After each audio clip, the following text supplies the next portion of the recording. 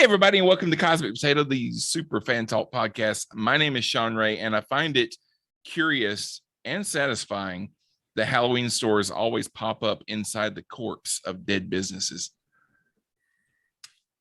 Before we get started tonight, I want to remind you that you can find all of our episodes on infinitepotato.com. Just click on the icon for Cosmic Potato, and you'll find links to all the ways that you can contact us, including Facebook, Twitter, our email. That's infinitepotato.com.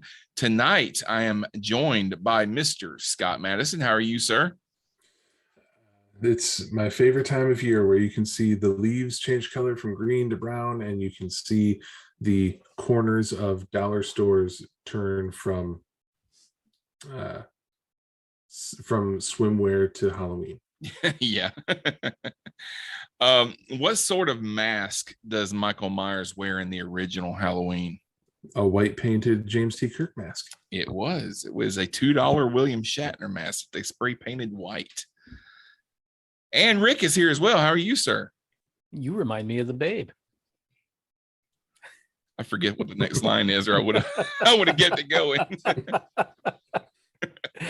What Babe? The Babe with voodoo. Who do you do? What famous magician died on Halloween? Houdini?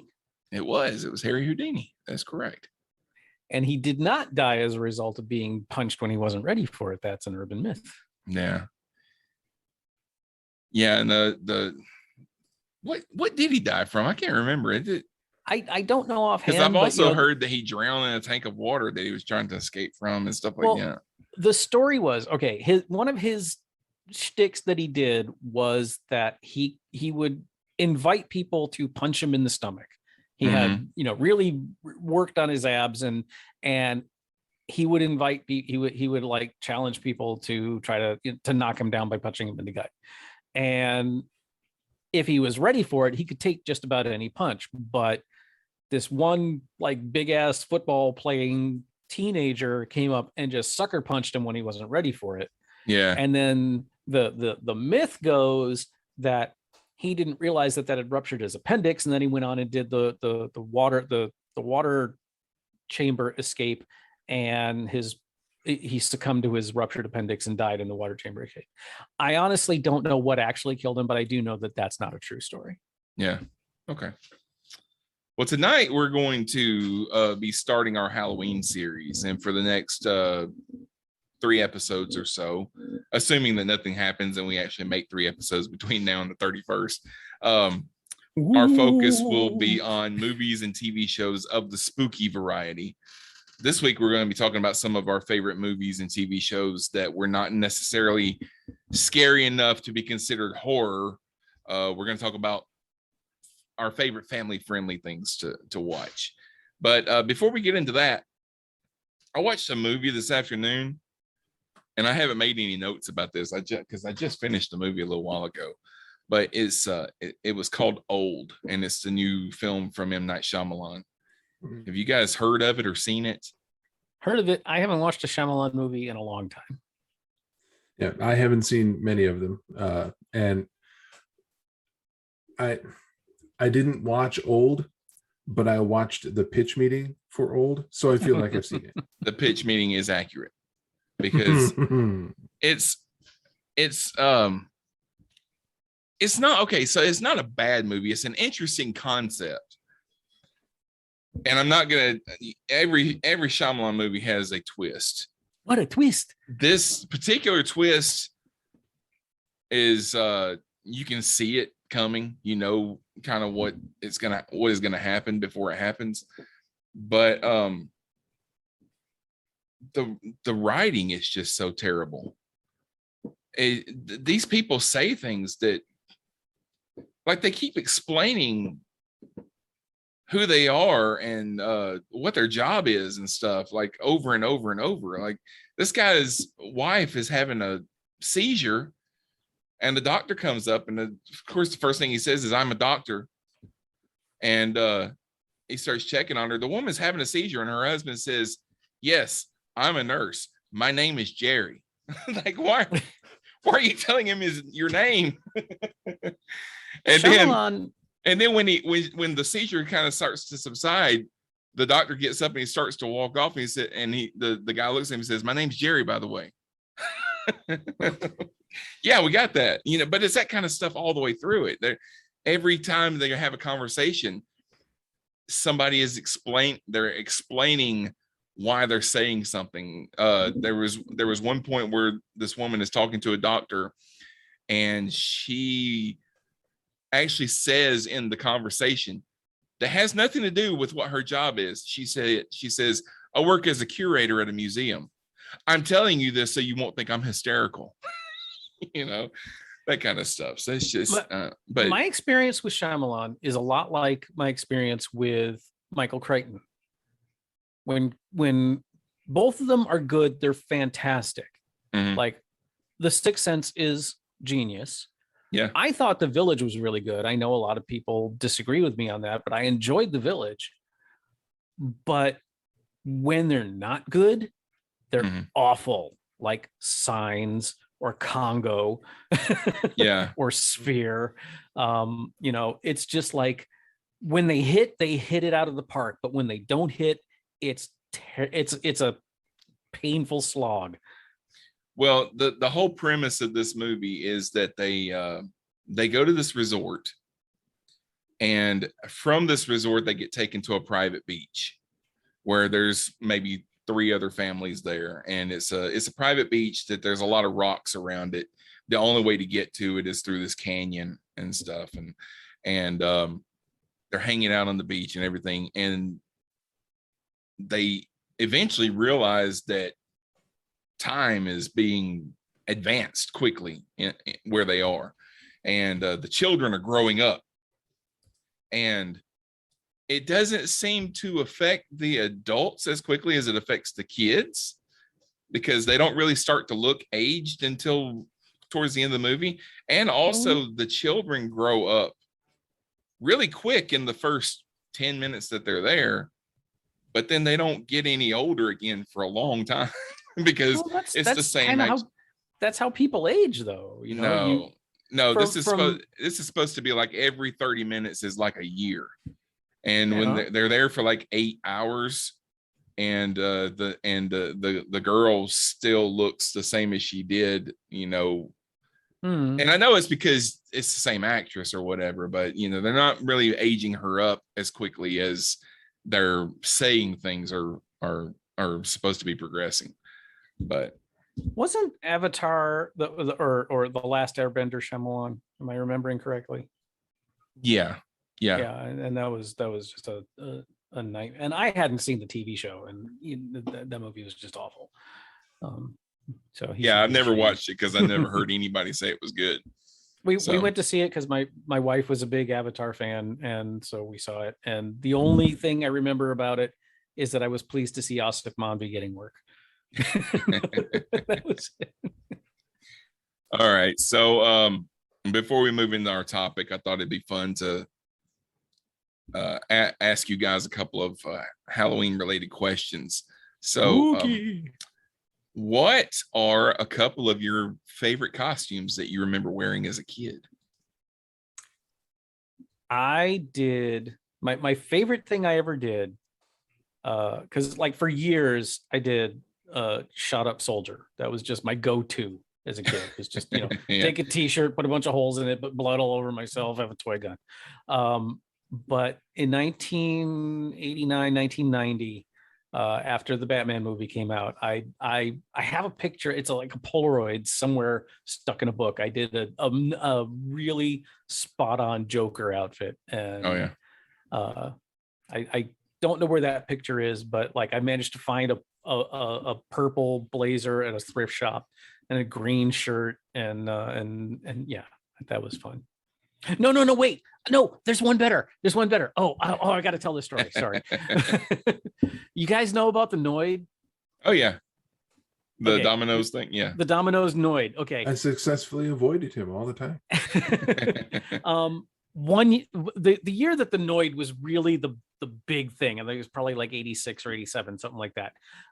My friends Jeff and Clay had a Halloween party, and so I decided I wanted to go as the Noid, and my girlfriend Kathy helped me make the costume. You know, we got the shorts and the red tights and a pair of cool shoes. You know, the high top black and white check sneakers that we all wore in the late 80s. Yeah. And you know, a sweatshirt. She made me the big N, and we took a pair of red pantyhose, or red tights rather, and made the headpiece and put coat hanger wire in to get to keep the ears sticking up. And we were, and this was totally unplanned, but like about 11:30, we're all freaking hammered, and someone gets the idea, let's order Domino's pizza. and I had made this spear out of just a piece of aluminum pipe and a curtain rod, plastic curtain rod finial that was you know, looked like a spear point. And so we decide we all put in, we take up a collection, we all put in, and we order a small cheese pizza to be delivered from Domino's. And I hide around the corner, and we waited until as Big soon spenders. You had to take up a collection to buy a Well, small cheese well, pizza. well, just listen, there was a reason. We didn't want to put too much money into this, because the plan was, as soon as Jeff paid the guy, I came running around the corner, speared the pizza, threw it on the ground, screaming my head off, jumping up and down on top of the pizza. He lost it. He was like, I was so pissed I had to work Halloween, but you guys just made my night. And, you know, this was, you know, 1986, 87. So cell phones didn't exist. There are no pictures of this, no video whatsoever. But that was the best Halloween experience I ever had. And I really wish there was some documentation of it, but it was fun as hell. I think early on, I remember in the early 80s, for children, our costumes were a plastic mask with the rubber band on the back of it that you wear, and then a plastic shirt with a picture of what you're dressed up as, you know. So I had several of those growing up, and I remember dressing as He-Man, Woody Woodpecker one year, like Donald Duck one year or whatever. When I had the Planet of the Apes once, I think. Yeah. And Superman with the little red mask. Yeah. And one year I did actually decide that I wanted to wear a costume instead of just one of those store-bought deals. And I probably was 11 or 12 or something. And I had a plastic mask that was just like the black over the eyes mask. So I decided, hey, I'm going to be Zorro. You know, so I wore that thing. The only thing that I bought was I went and bought a cape, and it was a Dracula cape, but I was using it as a Zorro cape. And then I wore like a white button-up shirt and some slacks, and I had a plastic sword that had like a little tip on the end of it, and all of that. So I was like, I'm Zorro. Slicked my hair back and everything. So that one was fun. And then as an adult, one year I dressed as Superman, but I just wore a suit, and I just had the shirt undone, and I had a Superman shirt underneath it, and I wore a pair of glasses with no lenses in them. Yeah. What about you, Scott? That's clever. That's a nice budget Superman costume. Yeah. I've been, this whole time you guys have been talking about it, I haven't really been able to come up with a whole lot of examples. I don't remember many of my Halloween costumes. I know that in elementary school, I was a hobo one year. We just found some old clothes that we didn't need anymore, and Mom like cut them up. We didn't put a lot of effort into it because they were clean clothes. They were not like made up to look like dirty clothes. Yeah. So it was obviously some clean old clothes with holes cut out of them, discreet holes, not any tears or frayed stuff. My biggest thing was I had an oversized necktie that I would fake blow my nose into while sitting in the hallway. Well, did you grow up? Okay, this is terrible. You're in Wisconsin, right? Michigan. There you go. That I'm in Florida, so the two are kind of interchangeable to me, and I knew I had the wrong one. But you grew up there, right? Yeah, I've been in the same city all my life. So your Halloween's consisted of spending a lot of time on a costume and then having to put on a huge ass coat over it because it was 40 degrees out or 30 degrees out. Sometimes, yeah, we would have to put coats over it depending on the warmth of the costume itself. Yet, oddly enough, that ain't how it is anymore because it doesn't really start to get cold around here until like Thanksgiving. Define cold. Well, the few times that we've had like a cold usually snap, usually I call cold, like, you know, if it's freezing, then it's cold. Okay. yeah, If it's down into like the 50s, it's chilly. If it's in the 40s, it's really chilly. if it's freezing or below, then it's cold. And if it gets down to single digits, then it's really cold. yeah, we had one year when the kids were little that we had a cold snap before, like early in the fall. So it was in the 30s on Halloween, and we were getting ready to go trick or treating. My wife was like, "Their costumes are going to be ruined because they're going to have to wear their coats over their costumes." I was like, "Put more clothes on under the costume, like put a sweatshirt on them under the costume or whatever." So that's what we do. Just, you know, layers. That's what I usually do anyway. I hardly ever wear like a coat all the time anyway. So before we start tonight's topic, I do have something I want to talk about when we're done talking about Halloween costumes. The only other thing I thought I'd ask you guys, what's the first actual horror movie that you remember watching? I could tell you, and it's messed me up. Okay, go ahead. Alien. Oh, okay. That was actually going to be my answer too. It's possible that I technically saw a horror movie before that, but it's the first one that comes to mind when I think of being young and watching a movie that was designed to be horrific. And I know it was that one, and I was warned, maybe don't eat while you're watching it.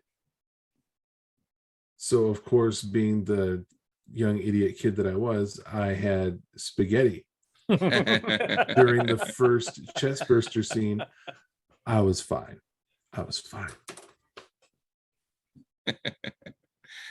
Actually, I guess technically Jaws would actually be the first one if you consider Jaws a horror movie, which I know it kind of I guess it works. It's more of a thriller. It's more of a monster movie than a horror movie. Which I guess Alien is too, but I think the Jaws I saw under duress. I did not want to go. My mother and I disagreed with this story to the day she died. Everybody wanted to see Jaws. I did not, and I was too young to stay at home. And then after the first kill, I was like, can I go sit in the lobby? And she was like, no. And then I was afraid of the bathtub for years. Jaws totally messed me up. But the first horror movie I saw voluntarily on, with malice aforethought was Alien. The first one that I remember watching, when I got to be about 12 or 13, I decided I wanted to have a Halloween party, and I wanted to invite some friends over. We were going to watch a movie. We were going to have some pizza, stuff like that. And my mom took me to the video store, and I said, I want to get something scary. Okay. I picked out Psycho 2. And my mom had never seen, she was not one to watch horror movies, so she had not seen anything. I think she realized that it was going to be violent. I don't think she realized the amount of boobs that were going to be in it, because they amp up the boobs between Psycho and Psycho 2. It's not hard to do. Yeah. You only need a couple. You only need one, really. But yeah, but I think we got about halfway through it before she finally just said, no, we're going to turn this off. And it wasn't because she thought that it was too graphic for us to watch. It was more that she was afraid that my friends' parents were going to call her complaining that she had let us watch that. And let me clarify something. We didn't rent Alien. I went and saw it in the movies. This was 1979. Yeah. I was 16 and convinced my mom to let me go and see an R-rated film. It was my first R-rated movie. And it has since become one of my all-time favorite films. I still consider it to be the best piece of science fiction cinema from the 20th century. And I will die on that hill. But man, did it mess me up at the time. I was so not ready for that movie. Yeah. Hey, I remember my cousin making me watch Thriller when I was like 5 years old, and I went, I was hiding behind the couch. All right, Rick, what'd you say? What'd you want to talk about? I watched Star Wars Visions. Have you guys watched it yet? I watched the first episode. I haven't seen the rest of them. We've watched all of them, and boy, is it good. I liked the first one because it did not feel like Star Wars. It felt like something else. It was, if you know anything about the history of Star Wars, early Mifune samurai movies were some of Lucas's strongest inspirations for Star Wars. Mm-hmm. And all of them are basically they're all in various different anime styles. The only one I didn't care for was the penultimate one, Lop and Ocho. And not because I didn't like the story, but it just sort of stopped mid-story. It didn't end. It just stopped. And I was well on my way to it being my favorite one, and then it didn't end. It just stopped. for choose your own adventure story. But not even. There wasn't even a go this way or that way. It just stopped. Sorry for repeating myself, but if you've seen it, you know what I mean. But they're really good. It's kind of like what I'm enjoying about What If when I like it. It really harkens back to the short stories that I used to read when I was like a teenager and a young adult. They're all, for the most part, little self-contained stories. With a very, kind of a feudal Japanese bent to it, but they really work. The Jedi as an allegory for the samurai, except it's not an allegory anymore. It's just Jedi as samurai, and it really works. And I'm hoping there'll be a season 2. Yeah, the one that I watched, the first one, I can't remember what the name of it was, but it was straight up just an animated samurai story because they weren't even trying to hide the fact that the lightsaber was a samurai sword. I mean, he was sheathing it. Yeah. I mean, if they had taken that droid out of it, and droid with the straw basket on his head, it could have just been a samurai story. Didn't have to be Star Wars at all. Mm-hmm. But yeah, I'm gonna watch the rest of them. I just haven't had time yet. But yeah, I did like that first one. I like how short they are because it's just like a little vignette. I think the longest one maybe 15 minutes, if that. Yeah. All right. So let's face it, we all like Halloween. Most of us have kids that have kids know that once you become a parent, this holiday is more about them than it is about you. So it's candy and costumes and all the things that they like to do, and it's actually a lot of fun to help your kids pick out a costume. I used to love taking my kids to like Spirit Halloween and help them pick out their costume that they're gonna have that year and all that kind of stuff. So I want to talk about some family friendly movies. It's not a rule that they have to be made for kids, but something that wouldn't be completely irresponsible for an adult to let a child watch this. So I don't think you should sit down with a 6-year-old and watch Rob Zombie's Halloween, no. But if you think that's okay, we can discuss that too. Don't do that. I remember when I was a very young parent, my daughter was probably 4 or 5. She was playing in the other room and I was flipping through the channels and I came across Wes Craven's New Nightmare. It was on like HBO or something. And I mean, it was halfway through it. So they were setting up a kill scene. So I was watching that one scene. Didn't realize that she had come out of the bedroom and she was standing right behind me watching it. and she started saying, "Why is he doing that, Daddy?" It's like, oh yeah, he's just a bad guy, baby. My mother was terrible about in any way being aware of what was inappropriate to have on for children, because I have so many emotional scars from movies that she watched when I happened to be in the room or in the back of the car and not asleep at the drive-in. Yeah. Because they would do things like, it would be a double feature of 101 Dalmatians and freaking Barbarella. And I didn't realize I had seen Barbarella until I tried to watch it as an adult in that scene with the little snapping dolls. And I'm like, I remember that. That scared the shit out of me as a kid. Oh, Scott, why don't you start us off? Let's see. Halloween style movies that are okay for family. I'll get this one out of the way because I'm unsure about this one. This one might be a wasted shot. I don't know. I've seen it once, and thinking back on it, I seem to recall that it was more or less okay. It's not like a lighthearted family film necessarily, but I don't think it's one that would that would have to be traumatizing for a kid. I think that young adults can probably watch it just fine. These days, they probably even more okay with it because today's kids are adults. It's just how it is.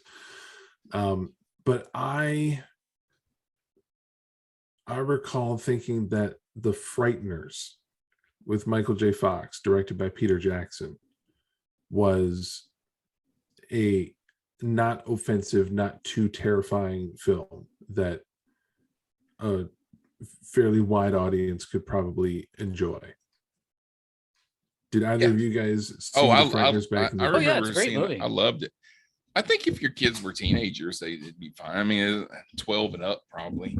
I mean, there might be some scary images for a younger kid or whatever, but it's funny. That's the big thing. The kids are going to find a lot of parts of it funny.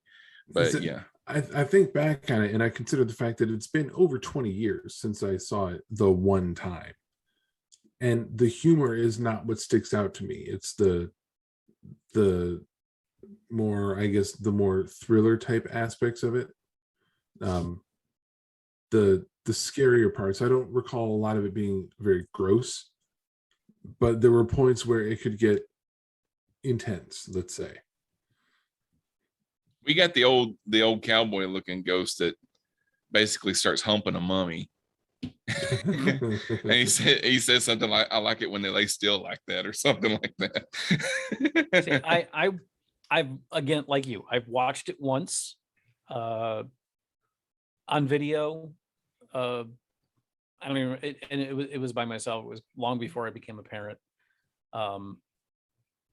I don't recall it being particularly scary, but I don't know that I would show it to a young child. I think, yeah, you're right. As a teenager would be totally fine with it. I think it's rated PG-13, so it probably, yeah. I remember it was kind of like, I've never seen this and I've heard a lot of people talk about it. And so I rented it or I watched it on, I don't think I streamed it. I don't think it was that recent. But I really enjoyed it.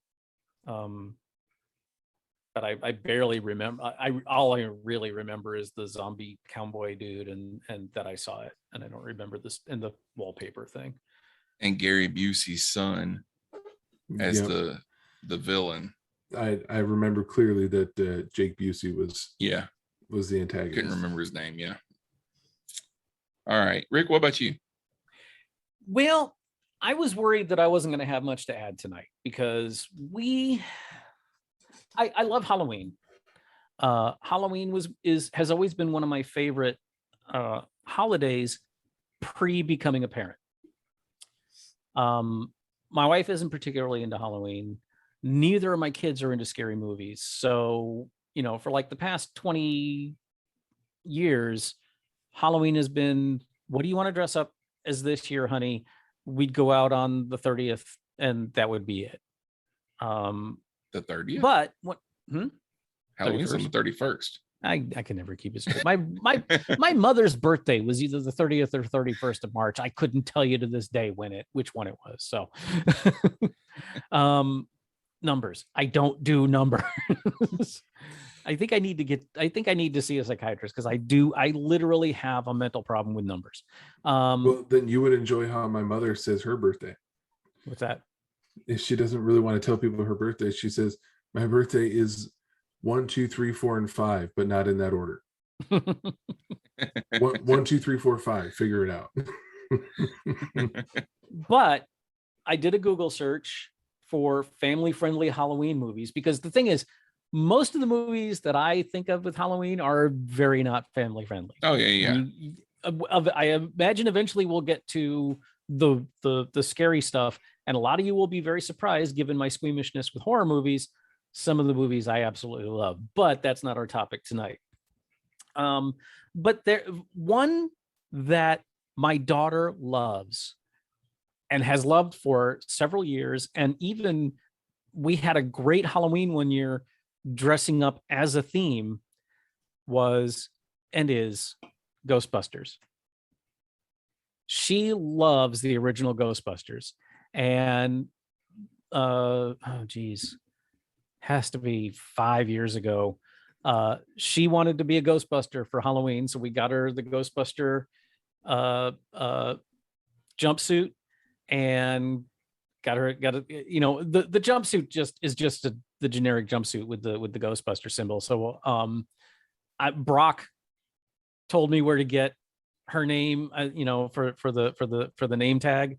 Yeah. Where to order that, because this was after we had met Brock or after I had met Brock at Magic City Comic Con or Magic City Con. And I dressed up as the Stay Puft Marshmallow. My wife got a Ghostbusters jumpsuit too. So they were both as Ghostbusters with inflatable proton packs. We weren't, spending hundreds on proton packs. But I got like a extra large white sweatpants, an extra large sweatshirt, and basically pillow batting, and stuffed the whole thing and did my face up white. And my wife made the little Marshmallow Man hat that I still have in a box somewhere. And we went, we always go to the mall because, this is modern day. You don't just wander around a neighborhood with an 8-year-old anymore. And we went to the mall, and we had more pictures taken of us than we were taking of other. I mean, people at the stores were like, "Oh my God, we got to get a picture of this." And my daughter loves Ghostbusters. She watched all of the real Ghostbusters, and I'm sorry, I know you guys grew up with that show. It's terrible. It is awful.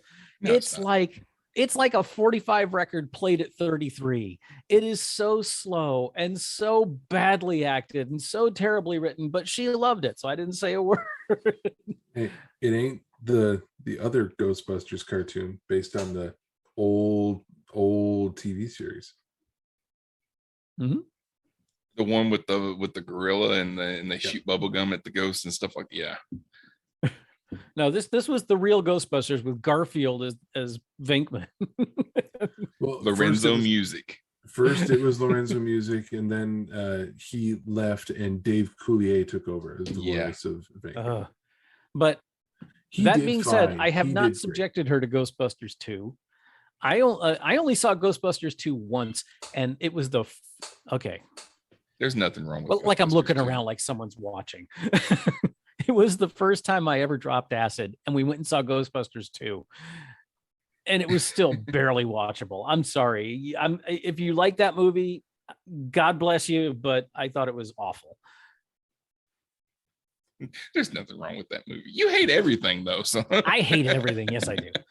But I'm really looking. Call it bad. I wouldn't call it as good as the first one. No, it wasn't as good as the first one, but I wouldn't call it a bad movie. I thought Peter McNichol did a fine job. I thought he was very entertaining. there were aspects of it that were enjoyable, but the whole thing felt like, hey, kids like the cartoon. Let's make the movie into the cartoon. Egon's hair was 2 stories tall, and yeah, the slime. It was the right color, at least. It was the Ghostbusters equivalent of Wayne's World 2, where they went, let's do all the jokes we did in the first movie, but more. Which is why I don't think they better ever never do a Galaxy Quest 2, because this is what happens when you do a sequel to a comedy. It's always just, let's do the same jokes over and over again, but more so. And that's why Ghostbusters is a good family Halloween movie. Now, the real Ghostbusters cartoon show did, I recall very clearly that after Ghostbusters 2 came out, they did an episode that followed up on the movie. Oh, the whole last season had aspects of the movie in it. Like they finally put Lewis in it. He hadn't been in the show before, and some the vehicle was updated to match the movie. Yeah, I recall that because I think throughout the entirety of the cartoon, they were all wearing uniforms that were different colors. Mm-hmm. Yeah, there were 4 different color uniforms at play, and they decided to do an episode once about, you know, why they're wearing those uniforms and why they don't look like they do in the movies. And they explained it as, after their battle with Vigo, the original uniforms they wore had been saturated with that ghost slime. So they took the uniforms off and put them in boxes, and they were going to deal with them later. And then they left and they walked away. And those uniforms covered in slime became sentient and rose up as, like, essentially think like mirror universe versions of the Ghostbusters. Yeah. So evil slime doppelgangers of the Ghostbusters rose up and filled those suits, and then they had to fight evil versions of themselves by the end of that episode.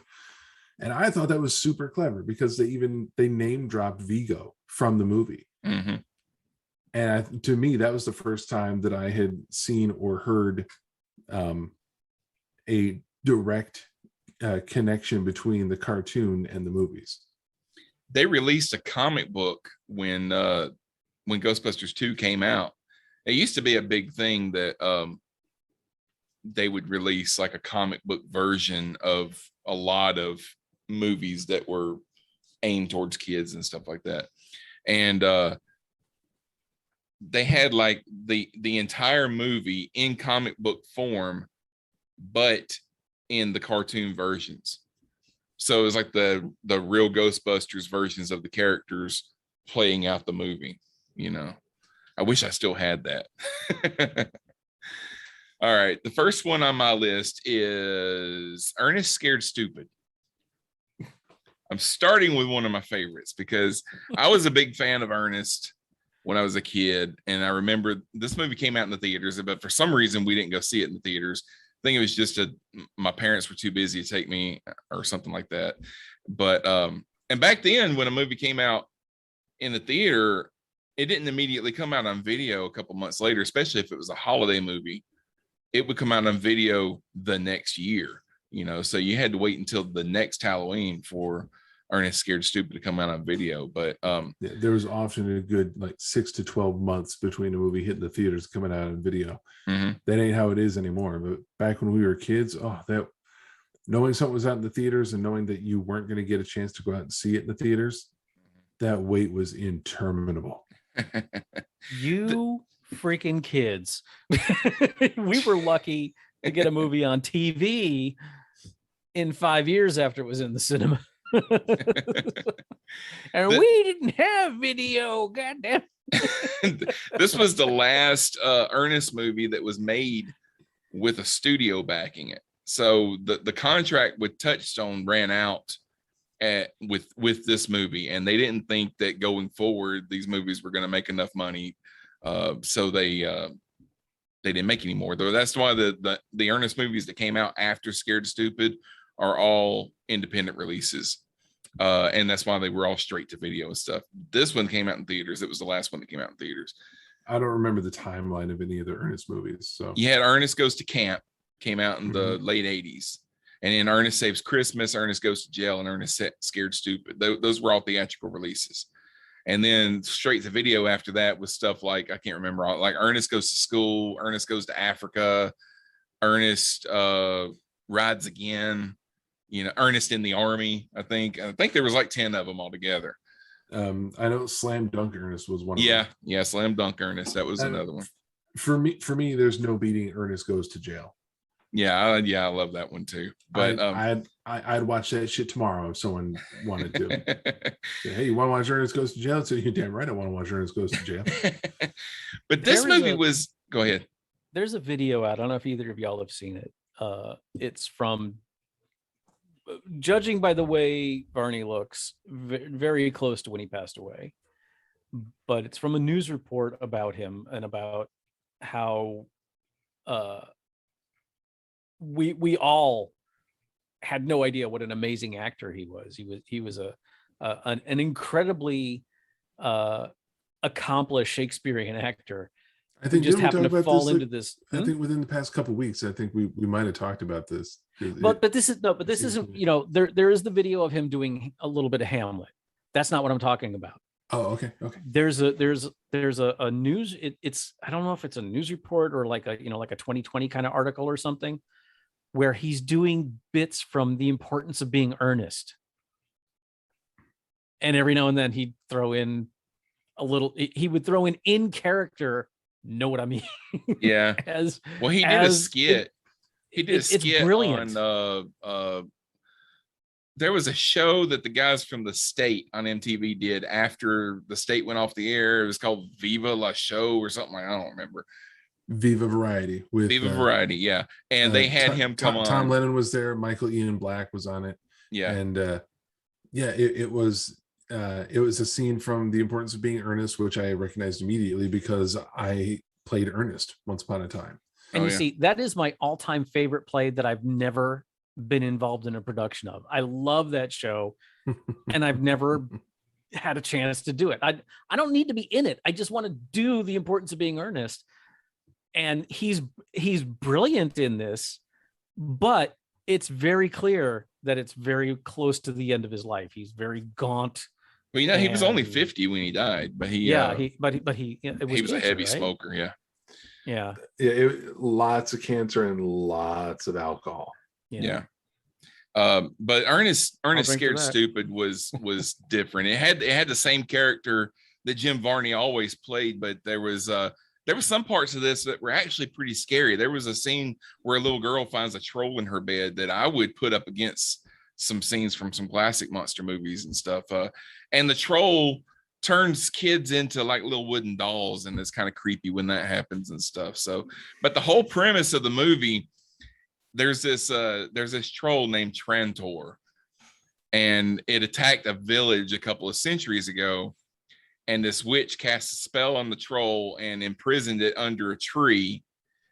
And then it was sealed by a village elder who was named Phineas Whirl. And the witch said that only a member of his bloodline could unleash it. And cut to Ernest, and he's friends with a bunch of kids that have a tree house in that tree. And there's a scene where he says, well, the legend says that it could only be awakened on the night before Halloween. And one of the kids says, like tonight. And he says, when a whirl, and they said, like you, knocks on the tree like this and says, yeah, I call thee forth, Trantor. Of course, it wakes up the troll, so that's the whole deal. But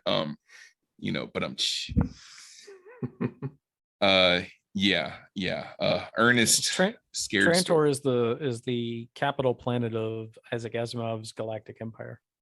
Okay. Which on Apple Plus has premiered this week as we're recording. Foundation, which I haven't quite figured out how I'm going to watch it yet because I don't have Apple Plus. You can get a free week. You get a week for free when you sign up. On does it have to be on an Apple machine? What do you have? I have a TV and I have a PC. I don't do Apple. Oh no, you can watch it on your PC. Yeah, Oh, okay. yeah. But I thought you meant like what you're watching it on your TV. It has to be. It can't be.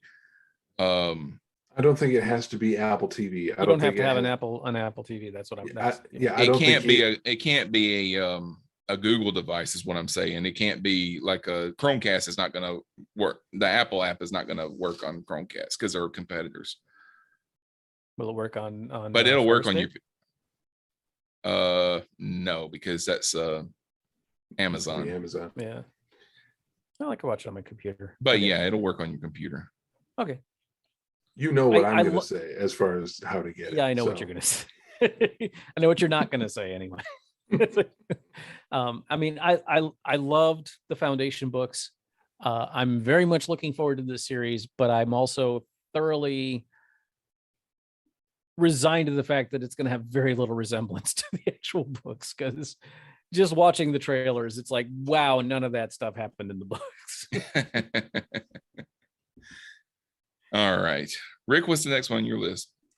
All right. A lot of this was kind of guesswork, as I said before, but there is one set of movies that my youngin and I have watched together, and it's independent of the time of year, but I think they're appropriate for this discussion, and that is the Scooby-Doo movies. Scooby-Doo the movie, and most recently Scoob. Yeah. Okay. I did not expect to like Scoob. Scooby-Doo the movie has a special place in my heart because it came out in 2002, and my wife and I saw it on our honeymoon. And it's silly, it's goofy. I can't say I'm thrilled with who the bad guy turned out to be, but it's a fun movie. It made me laugh when I saw it though, because I took my son to see it when he was a kid. Yeah. And I think the casting was great. Sarah Michelle Gellar as Daphne. I forget the name of the actress who played Velma, but she's perfect. Linda Cardellini. Yeah. Linda Yeah. Cardellini. She's Hawkeye's wife. Yeah. I didn't Freaks and realize, or She's beautiful. yes, I didn't realize what a crush I had on Velma until that movie came out, and then I was like, I'm on my honeymoon, so I really can't acknowledge it. But Well, be clear, you didn't have a crush on Velma. You had a crush on Linda Cardellini. no, Linda Cardellini is amazing. well, she is, but also as a kid, Anyway, touche. All right. Freddie Prinze gotcha. Jr. as Fred was perfect. The dude that played Shaggy, I don't know his name, but Matthew Lillard yeah, is Shaggy. he was awesome. Yeah. If anyone other than Casey Kasem was going to do Shaggy, it's him. But have you guys seen Scoob? The most recent No, not one? yet. I sure hadn't. Yeah. I've been meaning to. Fantastic. Okay, whole sentences. You know how when you watch the Bugs Bunny cartoons and there's like two levels to it, there's what's happening on the screen that your kids can dig, and then there's the subversive satirical humor that adults get. Mm-hmm. Scoob is very much that. Aside from the fact that there are tons of references to the original show and the 70s that the kids aren't going to get, there's very much a subversive satirical air to it that really works for the movie. The only problem I had with it is that Blue Falcon and Dynomutt play a big role, or a big part of the movie. And I'm not going to give any spoilers, because if you haven't seen it, you really have to experience all of it, except for the fact, and I had an argument with my wife about this, and I had to go to the internet and prove that I knew what I was talking about, because Dynomutt used to talk like this, BF, right? And that was Dynomutt. But in Scoob, some name is voicing Dynomutt, and I'm Dynomutt, and I'm like, Dynomutt never talked like that. And my wife was like, yes, he did. And then I had to find clips of actual Dynomutt in his goofy voice. that bothered me a little bit. But overall, reboot. Scoob is a hell of a lot of fun. Well, there's a ton I put in my notes towards the end that when in doubt, reach for a Scooby-Doo movie, because there are a ton of these animated Scooby-Doo movies that they've made over the last 20 years or so. Yeah. That for some reason suddenly like the monsters are real. That's why I stuff like don't mention the others. Scooby-Doo the movie and Scoob are very much in the this is all bullshit being perpetrated by bad humans.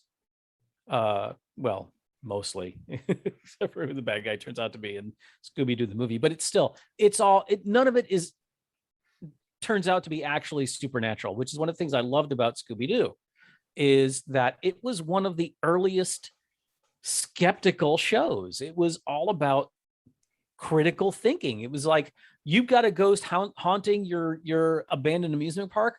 No, you don't. You have a guy who discovered there's oil under it who's trying to scare everybody away. And all of the Scooby-Doo TV show was like that. It was never a real ghost. It was always some, old man Smithers trying to pull off a caper. When a lot of the later Scooby-Doo shows came out, and I was like, that was really zombies? That's not Scooby-Doo. What the hell? I didn't like those. But Scooby-Doo the movie and Scoob don't do that. Yeah. Now there's one where Scooby-Doo and Kiss, and I don't remember the plot line, but damn, that movie is an acid trip and on an amusement park. I mean, that's what it was about, on an amusement park. God, there was one that we watched. Scooby-Doo meets like WrestleMania, like John Cena was in it and stuff like that. So they had a bunch of the more modern wrestlers, because it wasn't. But you know what? That is old. Totally in keeping with the Scooby-Doo of the 60s and 70s. Oh yeah, Scooby-Doo meets the Harlem Globetrotters, meets Abbott Costello, meets Batman everybody everybody who was anybody in the 70s ended up on a Scooby-Doo show. Don Knotts, Gary Coleman. I'm pretty sure they met the castaways from Gilligan's Island at one point. And Sean, here you're talking about wrestling and having to meet John Cena. Were you trying to get a spit take from me? You had to say that while I was taking a drink. Come on. But it was weird because they couldn't see him. Well, listeners, this has been a fun show. We hope you enjoyed it. Join us next time when you might hear John. Sorry. All right. Scott, what's the next one on your list? I anticipate, well, first off, I'll say this is not a criticism. I anticipated more people to be on this panel. So I thought the chances would be higher that someone was going to bring up The Nightmare Before Christmas and try to consider it a dual purpose Christmas and Halloween movie.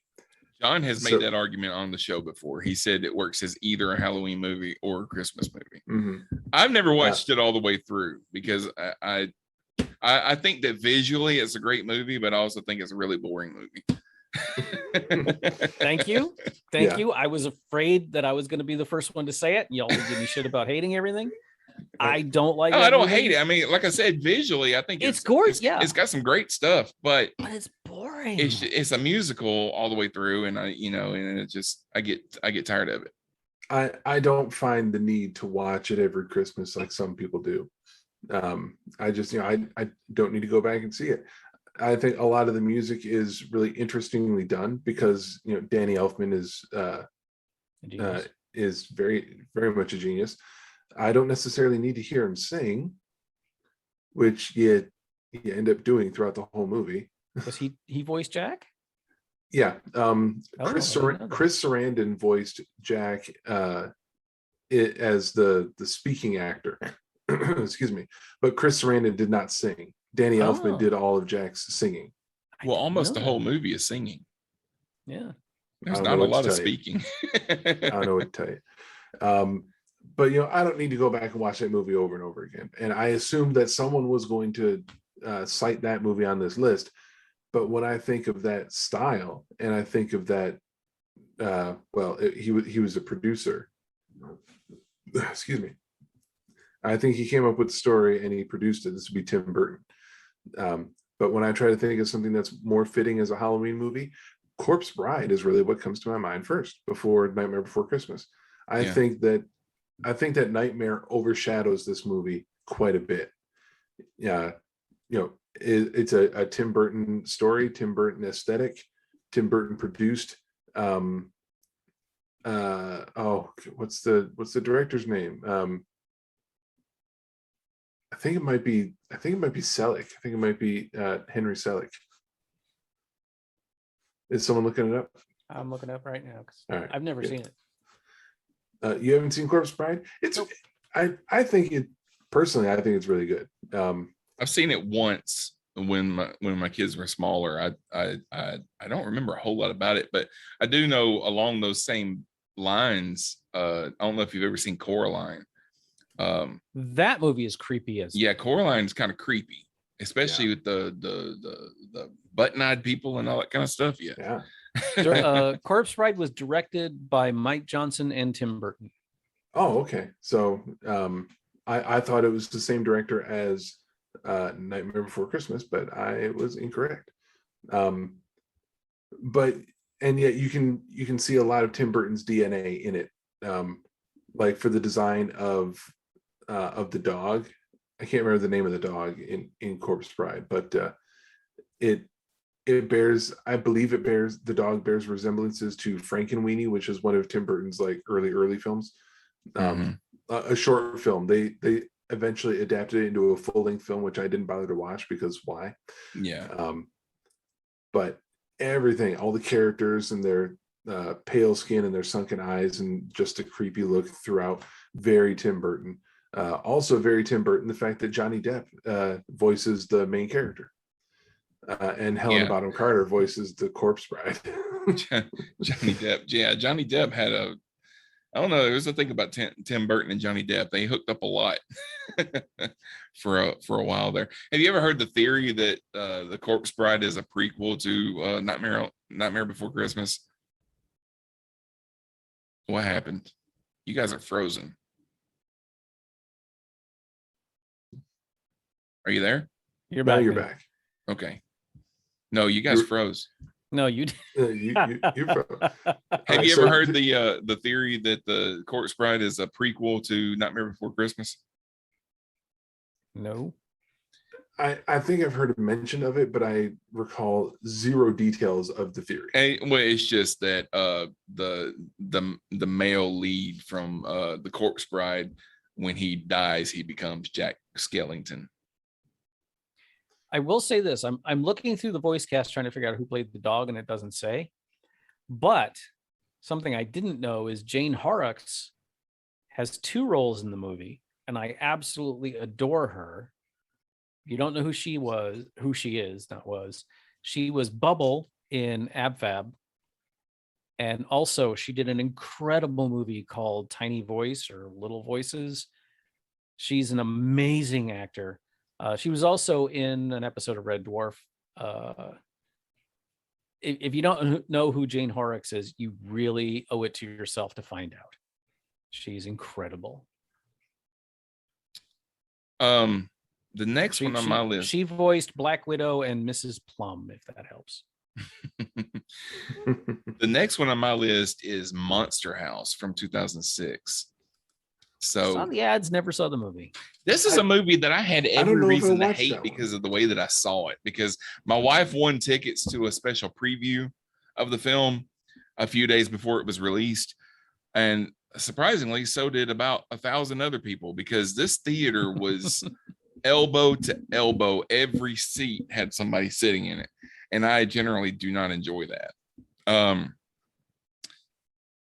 I don't usually go to see movies on opening weekend just to avoid that. And my wife's parents went with us. We had enough tickets for them to go with us, and they ended up having to sit somewhere else in the theater because there were not enough seats together. But then the movie was great. I fell in love with the style of it. It was not the first movie that they did like this motion capture being used for an entire film, because the Polar Express had done it a couple of years before that, but they improved on it. and the textures and the shading were so good. The kids really enjoyed it. We ended up buying it when it came out on DVD, but the story was really good and creepy as all get out, because the premise is that there's this old man, voiced by Steve Buscemi, I think, that he lives in a haunted house, and this house will eat people. There's 3 kids that investigate it, when you go into finding out what the story is behind this house, it actually turns into, it's kind of heartbreaking, but it's also really, really creepy. And I was kind of surprised that the movie went to the point that it went, but it was not anything, it wasn't anything that was too much for kids, but there are some scary images. I think we need to get Gracie's opinion on that. Well, no, she's the one that wanted to buy it when it came out on DVD. She loved it. Okay. But yeah, Yeah, Dad thinks this movie was great, but we're all messed up for the rest of our lives. Really young kids, I don't recommend it, because there were some young kids that were there that got hauled out screaming. There's especially towards the end, there's a big scene where the house is alive and it's trying to eat them and all that kind of stuff, so but yeah, I think it's a good movie. I think it's great for adults or kids, and it's got, like I said, the animation is still, I think, holds up. I mean, it's not, obviously some things have been done since then, like some of the Pixar stuff and everything, but I still think that it holds up. Motion capture is not something that they want to use, that they really use for entire animated movies now, but at the time it was something that was really being kicked around and tried out, and I think it was a good experiment, I guess. Motion capture now is kind of used when you want to have a realistic monster in your movie that has real people in it, but this was like motion capturing every single character in the movie. So yeah, you said 2006. Yeah, we didn't see any scary movie. I heard about it. I have nothing against it. It wasn't oh my God, I don't want to see this. It just was not at a time in my life when I could have seen it. My stepdaughter was not, she's autistic and that's just like the tip of the iceberg. And like we had to leave the first SpongeBob movie when a bucket fell out of the ceiling and landed on Poseidon's head. Oh yeah. So like we could not go to anything even remotely scary at the time. And then it was just one of those movies that just sort of faded into the background after it came out. It is currently on Netflix, so it's available right now. All right, Rick, go ahead. You guys froze again. The hell?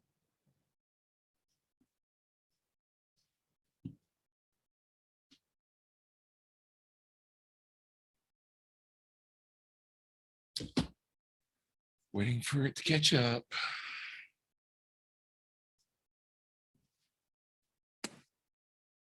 Is it going to catch up?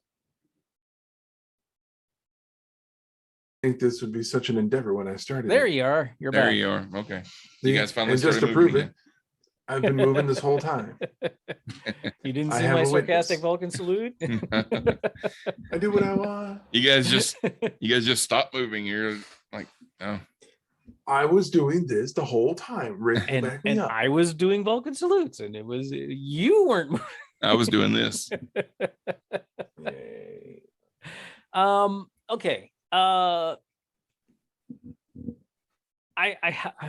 I'm not sure which one. Okay. I'll say okay 4 more times. Okay. And E.T. Okay. E.T. I still remember when E.T. came out because it was I don't know. No, it was 1982 or 3. Hello, Xena. I think it was Um, 83. Yeah. It was 83 because E.T. and Poltergeist came out the same year. And I remember Spielberg saying that E.T. was his dream and Poltergeist was his nightmare. I don't mention Poltergeist in this because there is no way in hell I would show that movie to my kid. I remember riding my bike in Gainesville. This was when I was at the University of Florida for my freshman year, riding my bike to go see Poltergeist. And it's a great movie and it scared the crap out of me. I was wrong. But It was it is 1982. Yeah. Sorry. Yeah, 80, I graduated in 82. The whole 82, 83 is kind of, I'm not sure when exactly things fell, but E.T. is a great movie.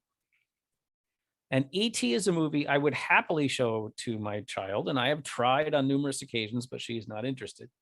The reason I bring it up in a Halloween context is because there's a wonderful trick-or-treating scene when the kids take E.T. out trick-or-treating and they just put a sheet over him, like, you know, as a ghost. And a little kid walks by dressed in a Yoda costume. Yeah. And because, you know, E.T. was Spielberg and, you know, 82. So we're pre Jedi, pre-Return to the Jedi. And so it was just such a cute moment. And E.T. is such a cute movie, but it will tear your heart out. My mom was not terribly technically savvy. My mom had trouble with a toaster. I remember going to work with my mom when I was a kid and seeing her change a toner in a copy machine and being floored by the fact that she could do that, because I had literally seen her baffled by a toaster oven. So when VCRs came out, they didn't, you know, my folks didn't want one because they couldn't figure out how to work one. And then, you know, finally my brother and I chipped in because VCRs were not cheap at the, you know, at the beginning. My brother and I chipped in and bought them a VCR.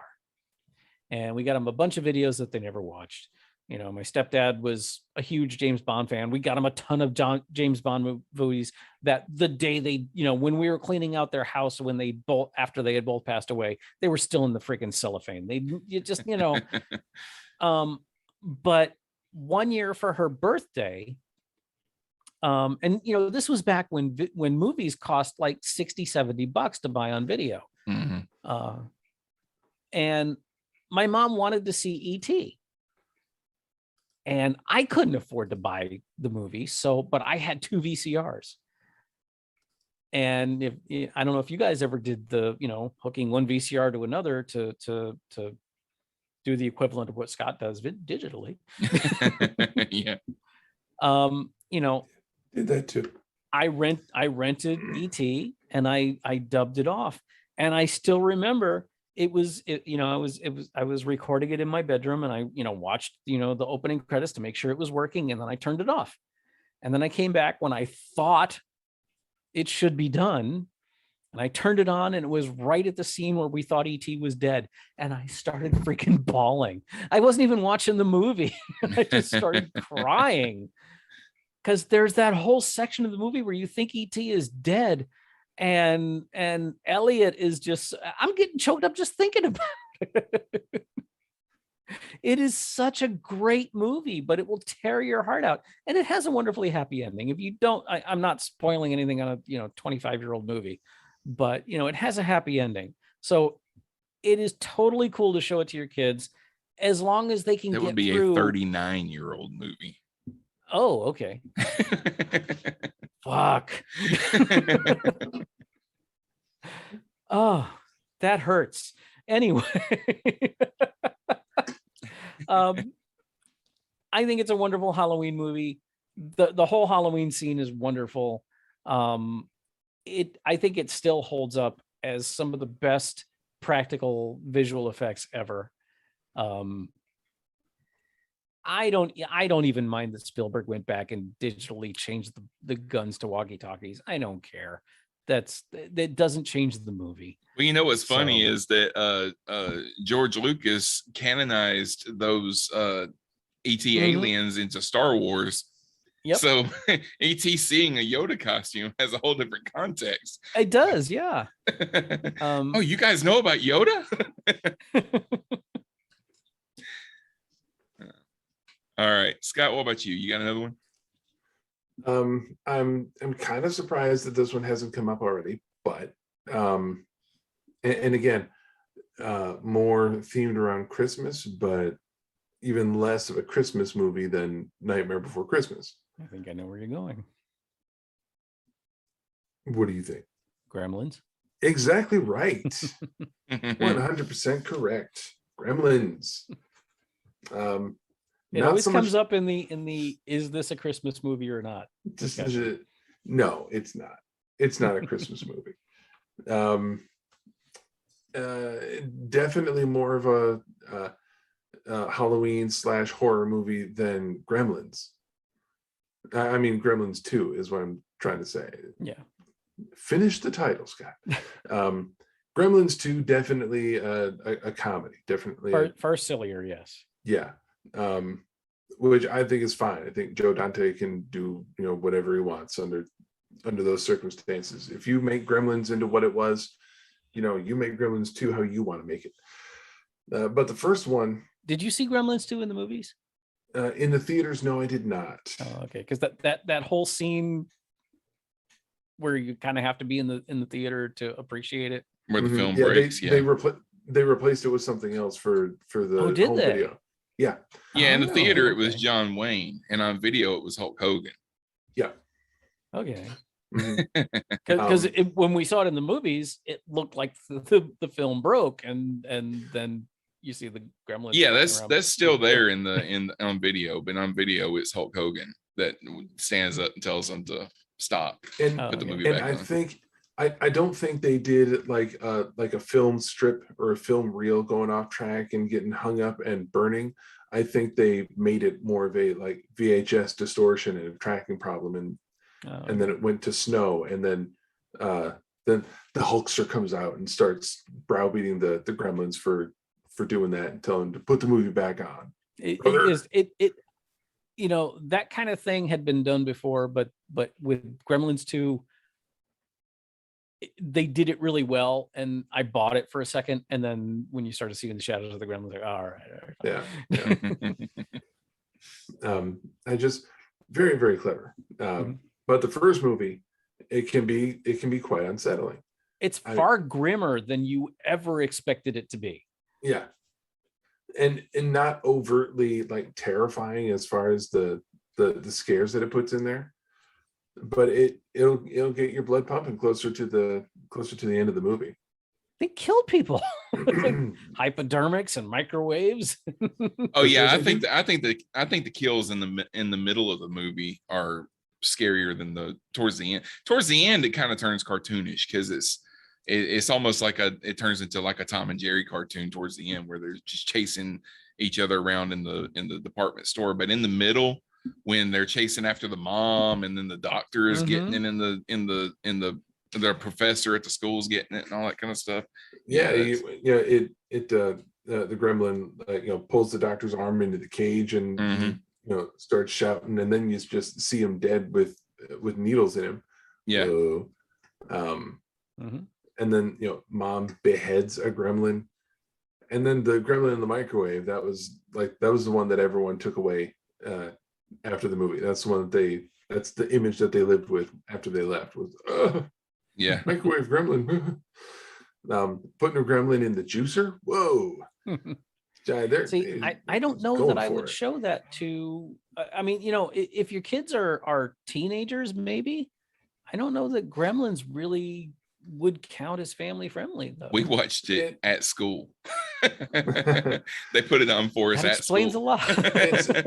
It's one of those, a part of it is going to depend on the age of the viewer that you're talking about, and some of that can be the youngness of the viewer can be somewhat counteracted by taking into account the fact that the worst of the violence shown in the movie is to the gremlins, who aren't humans. So you can almost cartoonify the violence in your mind, because they're fake, they're fake monsters.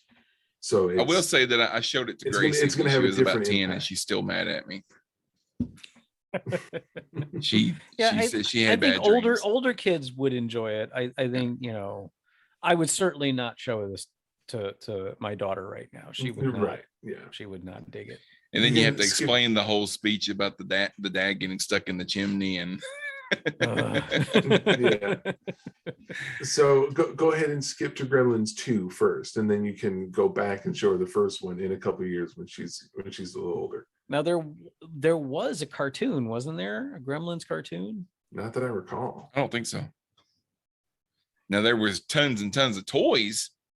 Yeah. That's another one that's weird. What we talked about last week with cartoons based off of inappropriate things. They made a lot of toys and dolls and things like that based off of Gremlins, and it's a horror movie, and you're making these fuzzy little cute little dolls to play with. And stuff.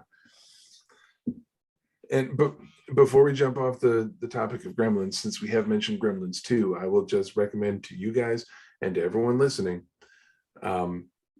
if you haven't seen it already, there is a Key and Peele sketch that they did for their show Once Upon a Time. It's like a Hollywood writer's room back in whatever year it was, like, the 80s or whatever.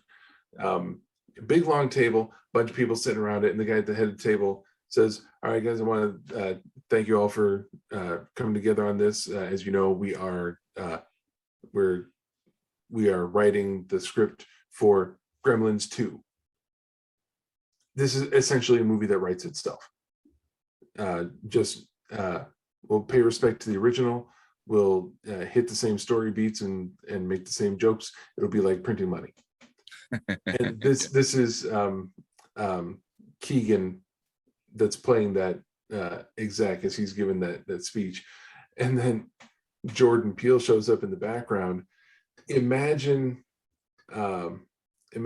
Hollywood from Mannequin and Mannequin 2, with the very loud 80s outfit and the weirdly shaped sunglasses, the bleach blonde hair that sticks straight up like the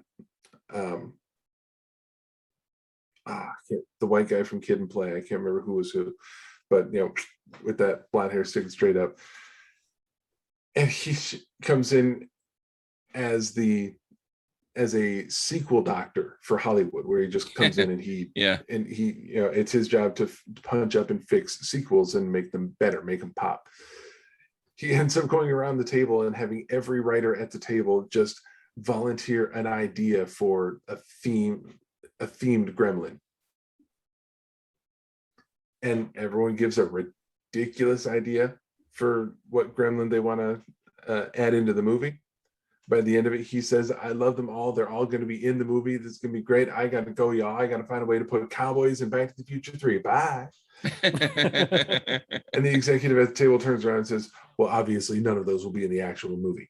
Freeze frame with a super title. All of those are in the actual movie. Yeah. Sure, I might have spoiled the sketch, but it's still going to be hilarious. I've seen it at least 6 times, and it's still funny every time I watch it. That sketch is amazing. They've got a Mountain Dew commercial out right now that's got Gizmo in it, and the guy that played the kid in Gremlins. Of course, he's 50 years old now or something. Well, the kid, I mean, Corey Feldman was not that kid in Gremlins. You're talking about the main character? Yeah, Zach. He was not a kid. Don't call him a kid. Come on. He was like early 20s. His character was early 20s in the movie. Okay. He's not a kid. Billy Peltzer was not a kid, and he was played by Zach Galligan. Yeah, Zach Galligan. I can't think of anything that he's done besides the Gremlins movies. I'm not going to say that he's not a good actor, but I'm not sure that he's a good actor. All right. He didn't have a good agent, put it that. Yeah. The next one on my list is Scary Stories to Tell in the Dark from 2019. I do not recommend this for small kids because Scary Stories to Tell in the Dark. These were books when I was a kid, and they were pretty scary books for kids. I watched the trailer. I saw the spider leg. I wouldn't recommend this movie for me. Well, the thing is, these books that. these were not new stories. These were classic folktale stories, and they were just being retold. And the thing about the books was the illustrations. The illustrations were creepy as hell. The movie did a really good job of taking those illustrations and turning them into realistic characters.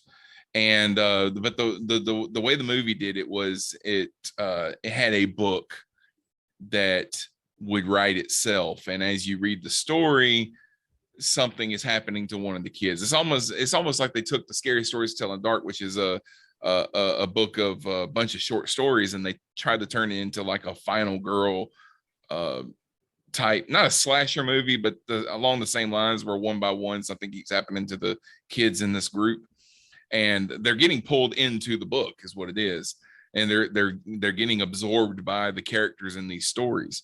And they did a pretty good job of bringing some of those stories to life. I enjoyed it. I don't know that it'll ever get a sequel. They've talked about a sequel for a while, but then the pandemic happened and everything, so I don't know. But yeah, if your child is like 11 or 12, it'd be all right. They're probably gonna get scared by some of the images or whatever. But yeah, I enjoyed it, and I was a grown person when I watched it. So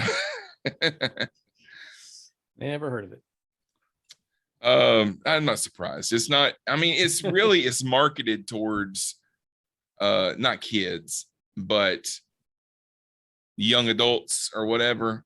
But it just caught my eye because I was such a big fan of books when I was a kid, so I wanted to check it out. But by the way, there is a pending Gremlins cartoon called Gremlins Secrets of the Mogwai, and one of the voice talents in it is Ming-Na Wen. What does pending mean? It means there's something that somebody's it's probably been pitched, maybe announced, but it's not being made yet. It's an HBO Max. Oh, it says it's supposed to come out in 2021, so they're running out of time. Yeah. How much do you want to bet that Ming-Na Wen is going to be the person running the antique shop now? She is playing a character named Fong Wing. I guarantee you that she's running the antique shop now, because the old man was actually the old man died in the second movie. Okay.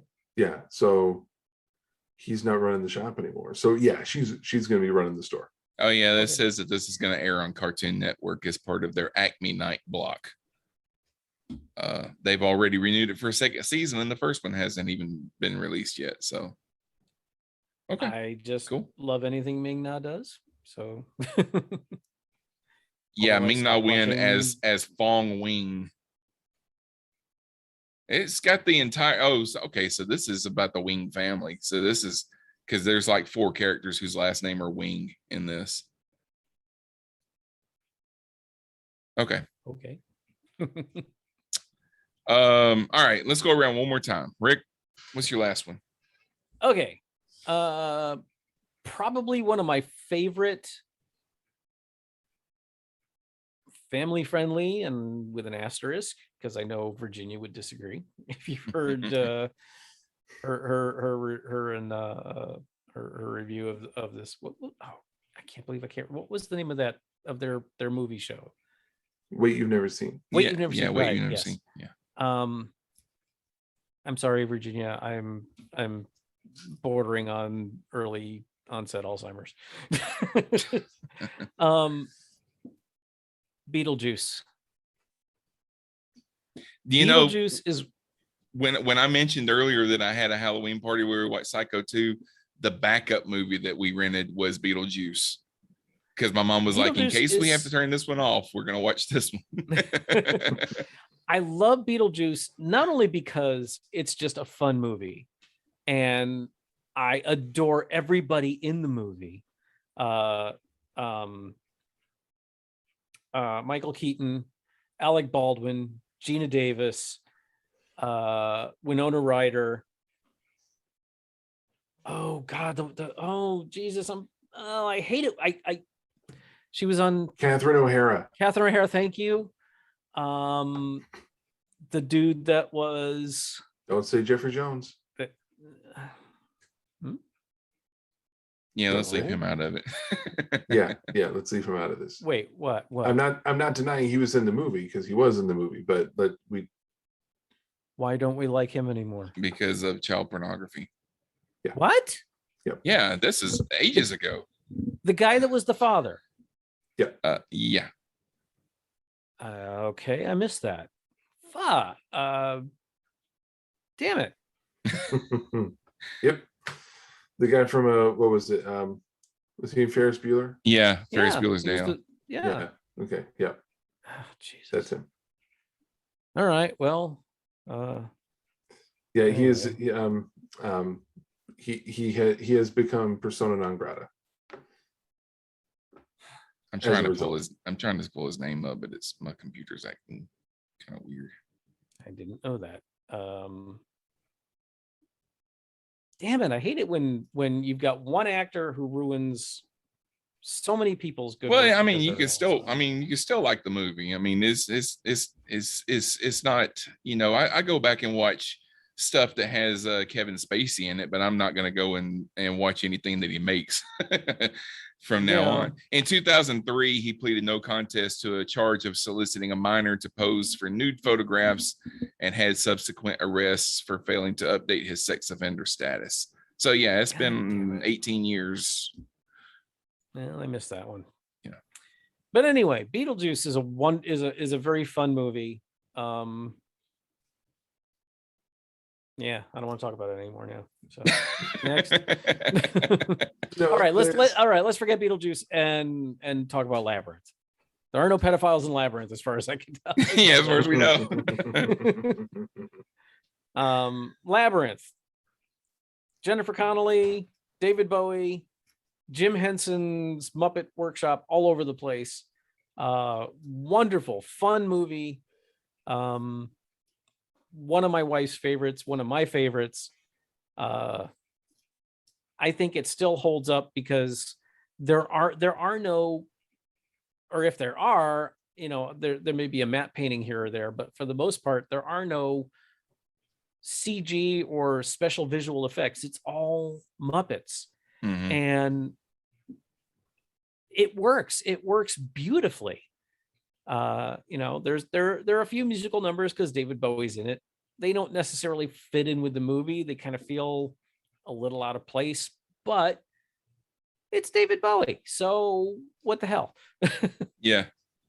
And it's a very fun movie. It's a very complex movie, but it has a wonderful ending. And it's one of those movies, I love ambiguity. I've always loved ambiguity. And the ending of Labyrinth is wonderfully ambiguous. You really don't know, you know, kind of like Total Recall. You don't know when you leave when you turn the movie off or leave the theater or whatever, you're not sure if what you just watched happened or not.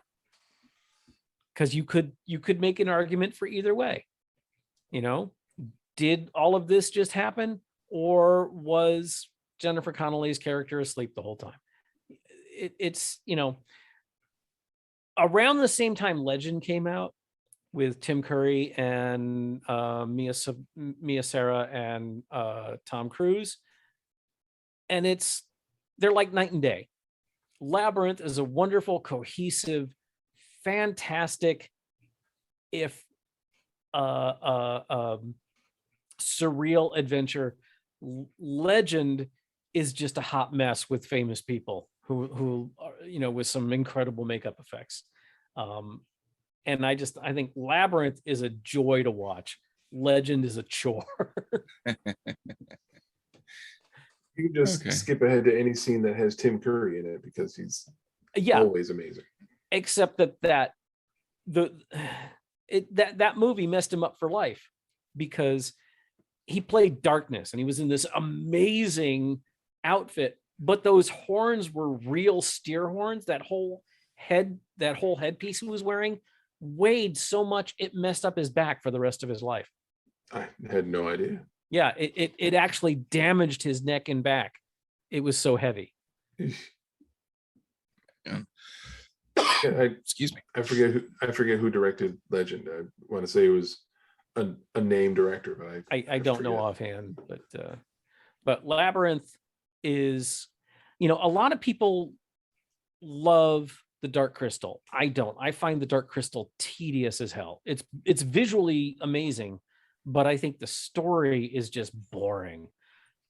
Labyrinth, on the other hand, is the perfect combination of Jim Henson's genius and his, Jim Henson as a corporate, as a group, not necessarily just him, but if you watch Labyrinth, the sheer imaginativeness of all of the puppets in it, and all the Muppets, with the exception of that fire demon thing, because that just freaks everybody out, and I don't disagree.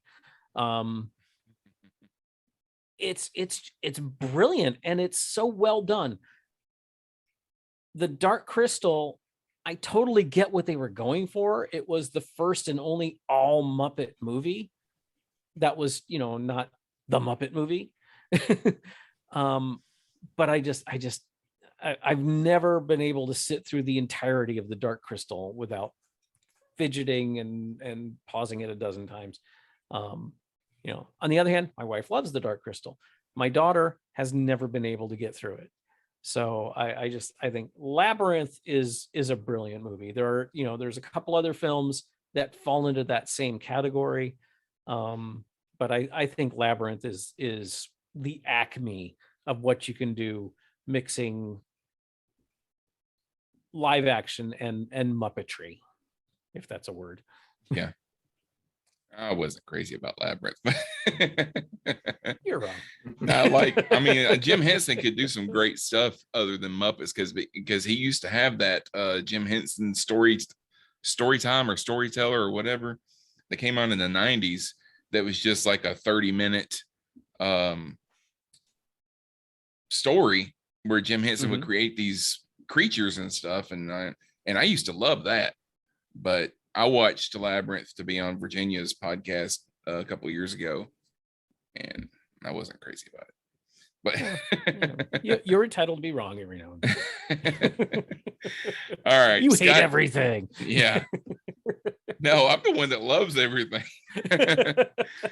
All right, Scott, what's your last one?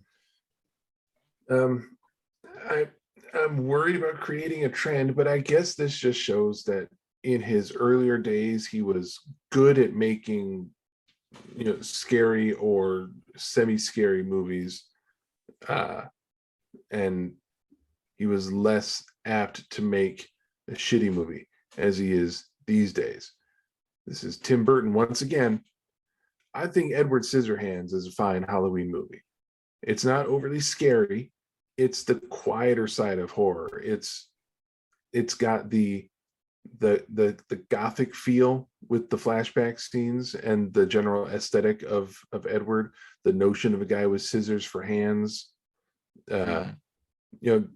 There's a tension that's always there as long as he has shears on his hands. Wasn't that what Vincent Price's last movie? Yes. I hate how I keep losing names that I've known my entire goddamn life in this when I get on a podcast. Yeah, this was not my favorite Tim Burton movie. It's a little too romantic for my tastes, but I don't dislike it. It just wasn't my cup of tea. But Vincent Price can do no wrong in my book. And at the time, neither could Tim Burton. Yeah, he was on a solid winning streak back in those days. Because that was right around the time that Batman Returns had come out, I think. So And Mars Attacks is one of my all-time favorite movies. If during the week of Halloween, if your family is making a habit of, okay, we're going to watch a Halloween movie every night because it's the week of Halloween, wahoo, yay. If you're doing that, then Edward Scissorhands is what you put in the middle as a palate cleanser, as to take a breather. You put in Edward Scissorhands. It still has a lot of those themes. It feels very, Halloween, holiday-ish, but it's not overly frightening. It gets tense near the end, like when people start to turn on Edward when he accidentally injures the son. And then, of course, you get to the end, and Anthony Michael Hall, the nerd from Breakfast Club, being the bully of the town, and his rough demise at the end of the film. The whole thing comes together really, really well. It's such a beautifully made film. Alan Arkin is incredible. He's hilarious in that movie. Hilariously understated in his performance. He does so good. all right, the last one that I'm going to bring up. It's been a while. We should all watch it again.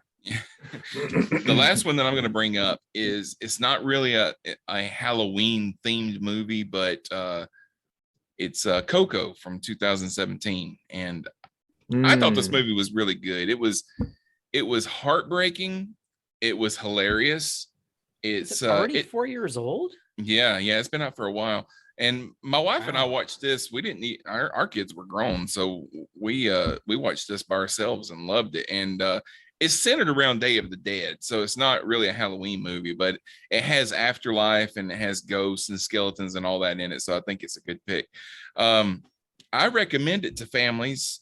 It deals a lot with family and with the death of a loved one. So I think it's a really good movie to watch if you have kids that may have experienced losing somebody for the first time recently, not like yesterday, but within the last few months or a year or something like that. It might help them process some of those feelings. And the music is really good. It's got some wonderful music in this movie. So if you want something that's it's got some spooky aspects to it, but it's not really scary, I think Coco's a good one. So we tried to watch that, I think maybe last year, and Sharon got about, I don't know, half an hour into it and decided it wasn't something she wanted to watch any more of. So okay. Maybe if your kids are a little younger. Yeah, because I mean, I don't know what it was about it that most of the characters in the movie are skeletons because they're dead, but they're not drawn like realistic skeletons. They're cartoonish looking skeletons. So it's easy to, I think it should be easy to separate, but every kid sees things in their own way. So, well, let me put it this way. And I think Sharon may, she's my daughter. I haven't tried to influence her on things of this nature, but like I am not a fan of really intense horror. Mm-hmm. This is well known. A lot of times people will say to me, you should watch this movie. It's not particularly gory. And I have to explain to them that I don't have a problem with gore. Guts, blood, that doesn't bother me. It's concepts that bother me. And I think my daughter is very much the same way. I can watch an incredibly badly made 1970s horror film where the effects are so clearly, orange paint and, sausages or whatever. Yeah. But if the concept is frightening, that'll stay with me. Yeah. I watched Suspiria, the 1970s Suspiria, and fell asleep because neither the concept nor the execution I found particularly scary. But I've also watched, absolutely mediocre films that had terrifying concepts that stuck with me, or been told about movies I never even saw that still stick with me. Mhm. And when Sharon and I tried to watch Coco, I was in, I won't say I was enjoying it. I didn't dislike it though. But at one point she was just like, I don't want to watch this anymore. She has not dealt with losing anyone yet. Which is great. Yeah. I wish at 10 years old I could say I hadn't been to a funeral yet. But the concept of it was more than she wanted to deal with. Just because there isn't anything particularly visually scary doesn't mean that it's not going to disturb younger kids. Yeah, that's true. That's true. And the fact that most of the characters in the movie are dead, that might be disturbing for some kids. Like I said, every kid has their own thing that that might put them on edge or whatever. But I think it does a good job of humanizing the characters enough to where it's a really good movie. Don't get me wrong. I'm not dissing the movie. I'm just saying that it may not be as family, as okay for younger kids as all these things that we're talking about. I mean, you just have to pay attention to your kids. You can't get so wrapped up in the movie that you don't really like. I made a joke earlier about Gracie still being mad at me for making her watch Gremlins because I was watching the movie. I wasn't really paying attention to the fact that she was getting scared. But if you could turn back time, I guess. If you could find a way. I wanted to throw out a few. These are just some that I didn't really want to go into in depth, but I think that they're good movies for kids for Halloween. But The Haunted Mansion is I thought it was great. It didn't do that great in the theater, but if you like The Shining, the Amityville Horror, this is a good family friendly take on some of those tropes, the haunting, that kind of stuff. I know we saw it. I can't remember anything about it, but I remember that we liked it. I remember being enjoyed surprised that we liked it. Mr. Boogedy. I only brought that up because I was watching the Star Wars stuff on Disney Plus yesterday, and I saw that Mr. Boogedy was on Disney Plus, and I haven't seen that movie since I was a kid. Boogedy? Yeah, it's just about like a boogeyman. It's a very corny haunted house type movie. There's a ghost that lives in a house. His name is Mr. Boogedy, and it's just, I mean, it was like a Disney Channel, not Disney Channel, but like the Walt Disney Sunday Night Movie of the Week or whatever. It was one of those. They actually made like 2 or 3 of them. The Ghost and Mr. Chicken. Oh Don Knotts. God, that is one of my favorite movies. You've actually seen The Ghost of Mr. Chicken? Oh yeah, I've seen. Look, I grew up on the Andy Griffith Show. I've seen everything Don Knotts has ever done. That was such a wonderful movie. That and The Reluctant Astronaut. Y'all may not know Don Knotts beyond anything other than the Andy Griffith Show and maybe Three's Company, but The Ghost of Mr. Chicken. My brother and I, we had Bonami, or however you pronounce it, in the house, the cleanser Bonami, and it's hang on, like an ant on the wall. I hate when bugs get in the house. This is Florida. That happens, but The Ghost of Mr. Chicken. Here. I'm surprised it was just an ant being in Florida. Yeah, well, we work hard to keep it. I mean, I saw a spider crawling at the wall. I saw you swing your hand out there and hit the wall, and it's like scorpion. Yeah. No, we don't have anything. I think there are scorpions in Florida, but I've never met one. But yeah, The Ghost of Mr. Chicken is such a wonderful movie. Yeah. The adventures. Just folks, the idea is Don Knotts plays a reporter who is trying to make it big, and he gets challenged to spend the night in a haunted house, Yeah. and hijinks ensue. Yeah. The Adventures of Ichabod and Mr. Toad. Now that almost put that on my list. That title is misleading because that is not a movie about Ichabod and Mr. Toad. It's two different movies that they spliced together and released as one like double feature because they're only about 45 minutes each. So put them together, they make a movie. The crap out of me. Yeah, we used to watch that in school. Every Halloween they would show that to us in school, and it got less scary. By the time we were watching it in the 5th grade, it was a lot less scary than when they showed it to us in the 2nd grade. But you know, that's the one with Bing Crosby singing the soundtrack to it. Isn't it? Yeah. Ichabod Crane. I laugh because we have a manager at my job that looks a lot like that guy, and he'll come into the office, and when he leaves, I'll start humming the Ichabod Crane song. And Goosebumps that came out a few years ago with Jack Black. I think they made a sequel, but I haven't watched the sequel yet. But the first one was okay. It was kind of a how do you take 100 books and make a movie out of 100 books? And I think they found a pretty cool way of doing it where Jack Black plays R.L. Stine, or like a version of R.L. Stine, and he is his Goosebumps characters are coming alive out of the books and stuff. So they've got some of the, if you've ever read any of the Goosebumps books, which my kids used to read them, and I would read them with them sometimes.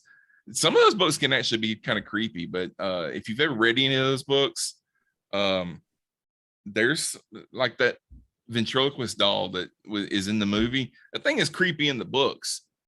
It's not as creepy on screen when you see it as it is when it's described in the books and stuff. But yeah, and when in doubt, like I said, reach for a Scooby-Doo movie, because there's lots of animated Scooby-Doo movies out there. I actually used to have to tell my kids on Friday night when it's time to go to Blockbuster and pick out a movie, I would have to say, look, nothing with Scooby-Doo this week. We're not watching a Scooby-Doo movie this week. And 9 times out of 10, we ended up leaving with a Scooby-Doo movie. Honorable mention to Addams Family movies. Yeah. I keep meaning to go back and watch the latest, because the new one is coming out next. As we're recording this, it's next week. By the time it comes out, it's already out. The animated Addams Family. Yeah, I haven't watched. I haven't seen any of those. Yeah, I just But yeah, the live action. Angelica Houston as Morticia is just. And they actually made one that was like a straight to video that had Tim Curry as Gomez. That I remember watching years ago. I can't even remember the name of it now, but it was supposed to be like a sequel to those movies. But Addams Family Reunion. That's it. Okay, yeah. I was working at the video store when that was released. Yeah. Yeah, it's with Daryl Hannah as Morticia. Yeah. It's just, Raul Julia. I'm sure that there will be people that can play Gomez Addams, but I don't know that anyone's ever going to touch Raul Julia's performance. He absolutely nailed it. You wish that his 2-movie turn as Gomez was the last thing that he did. Yeah, but it wasn't. Yeah, we don't need to speak of that. We should. That could be a topic all on its own. That could be a whole episode of. Well, I've brought it up. I did a panel that I recorded and I released as a podcast a couple of years ago where I talked about video game adaptations, and I said Street Fighter was the movie that was so bad that it killed Raul Julia. Oh, ouch! No, bad. And then I said, too soon. Always too soon for that. All right, this is the end of the episode, but there's more that you can hear. You can go to patreon.com/infinitepotato and learn how to become one of our patrons. You can get early access to episodes like this particular episode. If you're a patron, you would have heard this already. Also, we do film commentaries every month. And this month, by the time this is out, Our commentary for the room is already out, even though we haven't done it yet. But it was a lot of fun to do it. So go and check it No, out. it wasn't. Rick hated it. And you can find that on patreon.com/infinite potato. And I'd like to thank our Patreon producers because they're the ones that give us a monthly donation in the second and third tiers. They are Tom Corcoran, Jeff Hughes, Bullet Bingal, Brandon Ushio, and Dale Goodall. So thank you all for your donations. It helps us out a lot. And I want to thank everybody for being here. Scott, thanks for joining us. Where can we hear your lovely dulcet tones? My lovely dulcet tones give me found. Listeners can hear me right here. Listeners can hear me right here on this very podcast, as well as that Star Trek podcast, occasionally on Captain Game Show. And as the former host of the Prime Direction, all shows existing within the Infinite Potato Alliance podcast network. I'm currently in pre-production of my new show, I'd Watch That for $1, where I sit down with a different guest every episode and review a film that I found and purchased at my local dollar store. Episodes are being produced and will be released once the season is ready on probably a bi-weekly basis. If you don't want to wait to listen to me and you would rather see some of my work instead, you can visit my website at www.planetrisecreative.com to see my graphic artwork, such as posters, social media avatars, wallpapers, so on and so forth. And if you don't want to go through the entire website, you can just check out my Twitter at PlanetRise.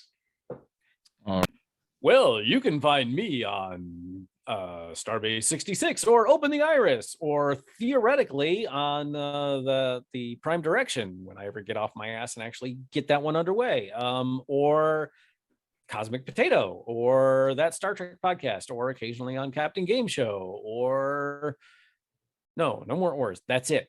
Those. Look for me there. All right. If you want to find us, just listen to the end. Oh, okay.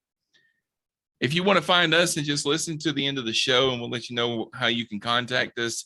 Thank you all for listening. Be sure to join us again next time on Cosmic Potato, the Super Fan Talk podcast, when you might hear John say, I can't claim credit for this one. Someone on Facebook asked what invention has done more harm than good, and someone responded, glitter. And my friend Steven Jackson said, glitter was the herpes of the craft world. And I don't know if I've ever heard anyone say anything more perfect.